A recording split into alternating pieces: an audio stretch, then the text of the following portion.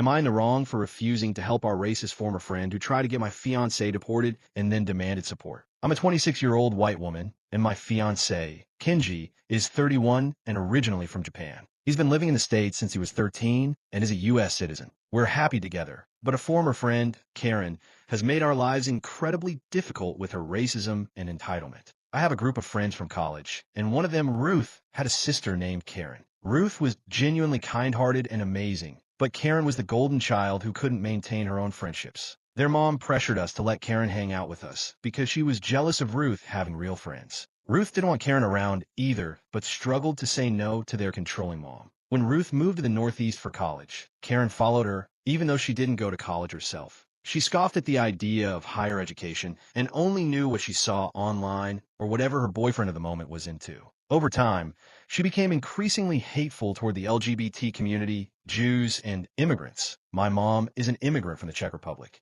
Because of this growing intolerance, we started distancing ourselves from her around 2020. In 2023, Ruth tragically passed away in a biking accident. Out of pity for Karen after losing her sister, we allowed her to hang out with us for a few months. However, by October last year, Karen crossed an unforgivable line. She reported my fiancé to ICE because she thought or wanted to believe he was an undocumented immigrant. When we confronted her about this outrageous action, she admitted that she felt it was wrong for me as a white woman to be with an Asian man. She insisted that white girls like me should be with men who look like me. She claimed Kenji didn't deserve my family or our lifestyle and even expressed a desire for him to be deported so she could try to set me up with her boyfriend's brother, a misogynist who shared Andrew Tate videos and couldn't hold down a job. Kenji works in mental health, and I work at my grandpa's law firm. We are building a great life together despite the challenges we face as an interracial couple. Meanwhile, Karen's boyfriend, the father of her child, left her shortly after this incident.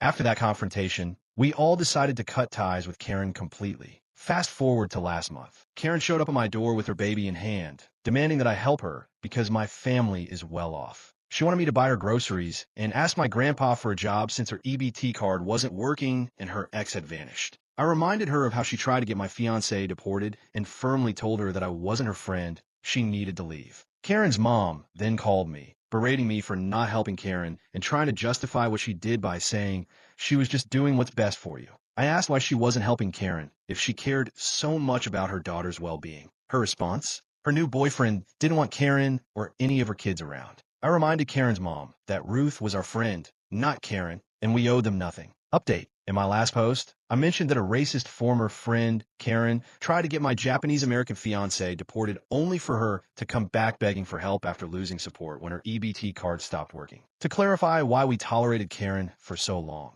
we were friends with Ruth, who was kind-hearted and genuinely nice. However, after Ruth moved away for college in the Northeast, their mom wouldn't allow Ruth to have friends unless Karen was included. Ruth struggled with saying no due to their mom's controlling behavior. After Ruth tragically passed away in 2023, we allowed Karen some leeway out of pity, but soon realized it was time to distance ourselves from her toxic presence. Now on to the actual update. For this Valentine's Day weekend, Kenji and I drove up to my grandpa's vacation home in Lake Champlain for some much-needed relaxation. While we were away enjoying some peace and quiet together, my friends Chantel and Kate called me with alarming news. Karen had shown up at Kate's house demanding that we let her back into our friend group and support her financially. Karen arrived with not just herself, but also her mother, stepdad, son, and 2 stepbrothers, all the way from Mississippi, demanding our attention and support. Chantel and Kate told them we wanted nothing to do with Karen and mentioned that I was out of town. Things escalated quickly into an argument when Karen's mom mocked Kate by calling her Kamala.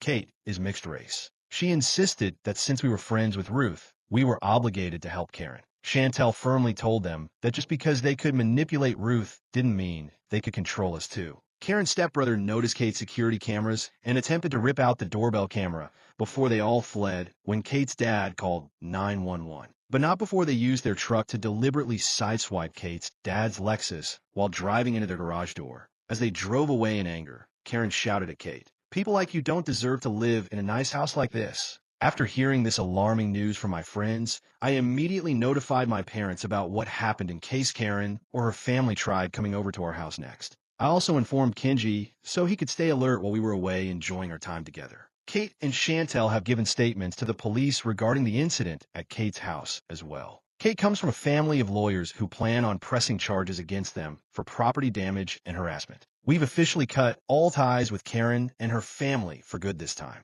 Looking back now, I regret ever tolerating someone as toxic as Karen, even if it was out of pity after losing Ruth.